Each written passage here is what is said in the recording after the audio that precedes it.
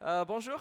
I'm Tao. I'm the co-founder of GetYourGuide, and I have the privilege to be invited here to France Digital and tell you a little bit about our business and what is the purpose that behind our business that is driving us forward the last 10 years, but also hopefully the next 90 years. So as the title of the session implies, so we're a unicorn. We're a company that has recently raised a larger funding round that has elevated us to the status of the nowadays not so rare club of companies of above $1 billion valuation. But I think, before we talk about purpose, it's worth taking a little bit of a step back. When I was coming here to Paris and staying near the Eiffel Tower and walking across the Pont Neuf, so one of the oldest bridges in the world and certainly the oldest bridge in Paris, I was thinking of how do we create a connection of the story today with the story of GetYourGuide.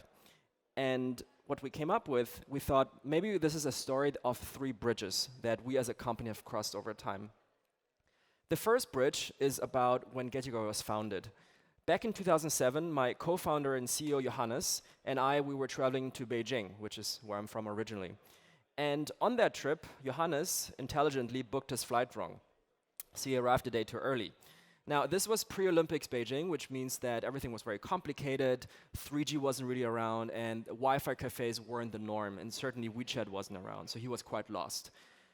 A day later, I arrived, and of course, suddenly everything was, people were friendly, food was amazing, and everything was half price. And so really the first bridge that we back then didn't really quite understand, but then saw the opportunity on, is that bridge of cultural understanding, of language barriers, of having a local everywhere you go. And our inspiration back then was to then just say, hey, why don't we create a platform, a social network, a place where you can find a local everywhere you go, so that you don't have to cross these bridges of understanding of languages everywhere you go.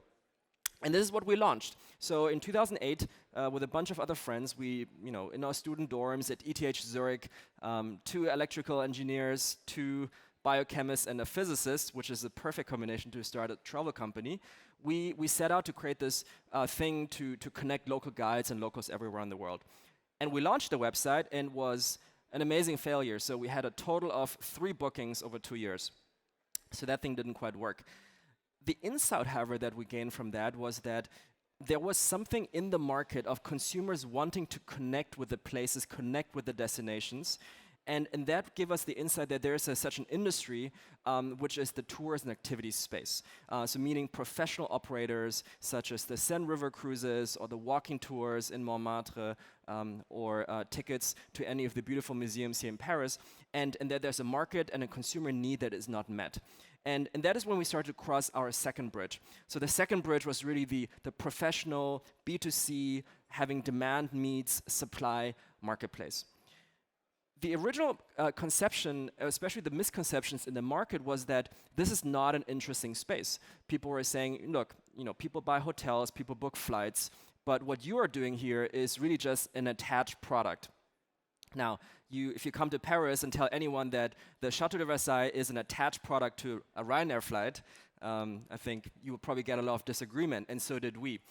We always had the belief that the things that you do in destination, the beautiful monuments, the tours, the food, the people you meet, that's really the core of the travel experience. And that is really the mission that we went after. So fast forward 10 years, so we launched the second version, so the second bridge that we built, second version, launched in 2010. So we've been basically around for 10 years. And it's been a good run so far. So this year, just to give you some statistics, we've been able, more than 1.5 million customers have experienced one of our 1,000 activities just in France alone. And we've also delivered more than 1 million French customers going abroad. Now, we're not just a French business, so it's a global business, but this is just to show some of the impact that we are very proud to have in some of the local communities and local cities around the world. So this was a second bridge, and we felt quite good about it. This allowed us to reach unicorn status and raise a lot of money and scale the growth. But then I think after 10 years of having built a business, this is really a good time to also question yourself on humility, on self-reflection, and on what is there more than growth, right? So I think for a lot of startups, when you think about it, is growth is not a strategy and growth is not a purpose. So transactions themselves don't mean anything unless there's something you can build on a sustainable and ongoing basis. And so as we reflected and entering this new phase, one of the key reflections we've had is it's not just about the transaction. As a business, especially as a large growing business, you have to transcend the transaction and actually build meaningful relationships with your consumers. And so this is really now the third stage that we feel like as a business we're entering, which is to build these meaningful relationships with both the travelers as well as the stewards of the places and the destinations and the operators and the museums that they visit. So maybe starting with the consumer and with a traveler, this is a pretty straightforward one.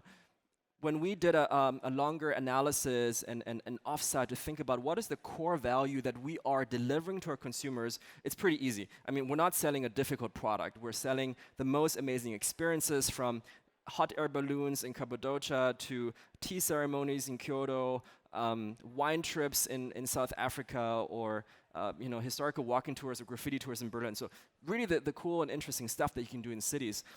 But on a deeper level, especially when I think about personal trips that we've taken, it is really about sharing those memories with your loved ones. So when I go with family and with friends on some of these destination trips and you take these pictures, these are the things you remember and these are the things that you look forward to during your Christmas break when you plan the next vacation. So we are an essential part of a lot of what people will say, this was the best time of the year and this was makes us very happy. I think taking an even further level up, our business is not about bringing people into a place and make them buy souvenirs. We want them to go deeper and immerse themselves in a place, learn about the culture, meet locals, do more in-depth experiences that we believe actually fosters learning and understanding, and that we also believe will lead to a more open world and less closed world, which is certainly a trend that we're seeing nowadays. Now that said, a lot of these talks and a lot of this startup and founder ecosystem talks only about the consumer and the traveler. I think one very, very important audience that tends to be overlooked sometimes are actually, as mentioned, the stewards of the places, the destinations, and the monuments. And they actually, so how do we build a meaningful relationship with them? And this is one of the things that companies often forget. When you have delivery companies delivering food, the meaningful relationship may be a paycheck from month to month, but we are here dealing with institutions that have been around for centuries. So our 10 years compared to that is a very short blip of time. And the mission and the objective of these institutions is really all about both preserving and promoting the culture that they have. Faced with the challenges of the 21st century of more customers coming, more higher expectations, a very different set of data understanding that may not be ingrained in the core DNA of these institutions. And so for us, the challenge is really working with these institutions to think about strategic objectives we can accomplish around how do we not just increase the number of visitors, but how do we increase the quality of the visitors? Starting from how can we enhance the experience? So there's one way you can just walk through a museum. Another way is how can you walk through the museum with an accredited historian who can show you the different stories of a place? How can you not queue for an attraction for 3 hours, but how can we use and deploy intelligent queuing and line management from best practice around the world? And how can you not only come to Paris and see only one attraction, take a picture and leave, but how do you make that the beginning of a longer trip? Because there's so much more to see in a destination, and how can we join trips and join different experiences along the way, because that ultimately benefits the city, the destination, and the institutions that are the starting point. And so, as we really reflect on these 10 years, there was a recent interview I read by one of the family members of the Fiat, and he said, the unicorn thing is really in vogue nowadays, but what is really cool is to be a phoenix. So phoenix is equally mythical creature, but the definition of the startup world is this is a company that isn't a billion valuation, but it's a company that survived for 100 years. And a company that survives 100 years really needs at the core two things. Number one, a very, very clear purpose, and number two, constant reinvention. So we're not a phoenix yet, reached age 10 out of 100, but we believe that the different bridges that we've been trying to cross, from going from a peer-to-peer guide platform, social network for tour guides, to a B2C marketplace, connecting supply and demand in the touristic experiences space, to hopefully building really meaningful relationships with our consumers who entrust us with their most precious time of the year, and with the institutions who entrust us with their valuable assets to connect them with the travelers. And with that clear purpose and that constant reinvention, we hope that we will one day be able to stand here, maybe 90 years, and talk about the impact that we've made to both the consumers as well as to the cities that we operate in. Thank you.